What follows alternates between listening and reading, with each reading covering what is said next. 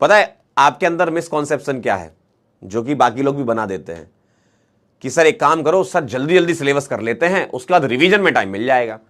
और उस जल्दी जल्दी करने के चक्कर में ना सही से नहीं हो पाता। एक ऑप्टिमम टाइम पे खत्म करो, जो कि फरवरी एक आइडियल टाइम होता है आपके लिए। फिर आपके पास जो टाइम बचता है 1-1.5 महीने का, वो टाइम होता है रिवीजन का, प्रैक्टिस का, टेस्ट देने का। और ऐसे अगर जल्दी जल्दी खत्म करना ही होता तो हम ही लोग नहीं ले आते कोई कोर्स कि भैया एक काम करते हैं कि नीट का सिलेबस जो है अक्टूबर में खत्म करने का ट्राई करते हैं, ड्रॉपर का, या दिसंबर में खत्म करते हैं। ऑफिशियली प्लानर में ही चल रहा है ये सब मामला।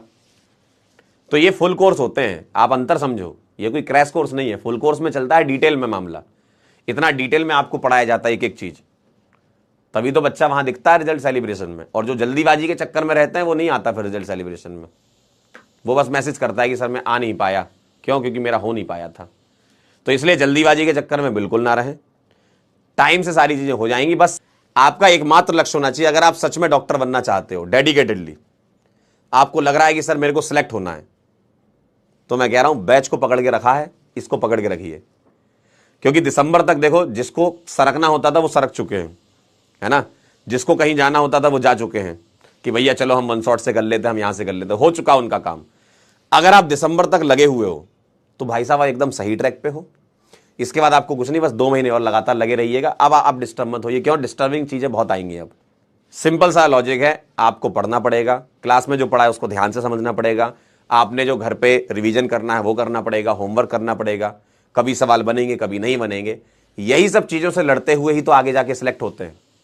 ये प्रोसेस ऐसी ही है, इसमें कोई चेंज नहीं कर सकता। आपका कंफर्ट जोन टूटेगा, इसमें आपको तकलीफ होगी, आप परेशान होगे, बिल्कुल है, ये लाजमी है।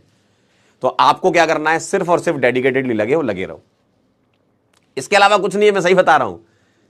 क्लास के नोट्स आप बैच के अंदर, चाहे कोई से भी बैच में पढ़ रहे हो, ऐसा नहीं कि मैं अपने बैच, कोई से भी बैच में पढ़ रहे हो, अगर आप बैच से पढ़ रहे हो तो आपको यूट्यूब पे जाने की जरूरत नहीं है। क्यों? मैं बताता हूं। आपको हो सकता है यूट्यूब पे 1 वीडियो 2 वीडियो अच्छे मिल जाए, हो सकता है ना। ऐसा भी नहीं है कि सभी लोग बेकार स्ट्रेटजी बनाते हैं, कुछ लोग जेन्युइन बताते हैं। लेकिन होगा क्या, उन 1-2 वीडियो के चक्कर में आप फिर उधर जो स्क्रॉलिंग चालू कर दोगे, और उसके बाद जो मामला बढ़ेगा, आपका काम पता है 5 मिनट में ही हो जाना था, लेकिन आपने उसमें लगा दिया बहुत समय। और 10 लोगों से पूछा आपने, 20 लोगों से पूछा आपने, 50 वीडियो देख डाले, उसके बाद आप डिसाइड ही नहीं कर पाओगे कि करना क्या है। तो आपने टाइम भी खराब किया।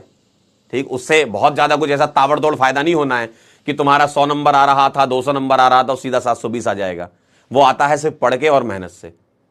सवाल सॉल्व करते हैं जो भिड़े रहते हैं, धीमे धीमे उनके नंबर बढ़ना चालू होते हैं। कई लोगों के साथ ऐसा हुआ भी होगा कि शुरू में उतना पेस से नहीं चल रहा था मामला, या उतने नंबर नहीं आ रहे थे, लेकिन कंसिस्टेंसी ने उनको रिजल्ट दिया और आज उनके नंबर भी बढ़ रहे हैं।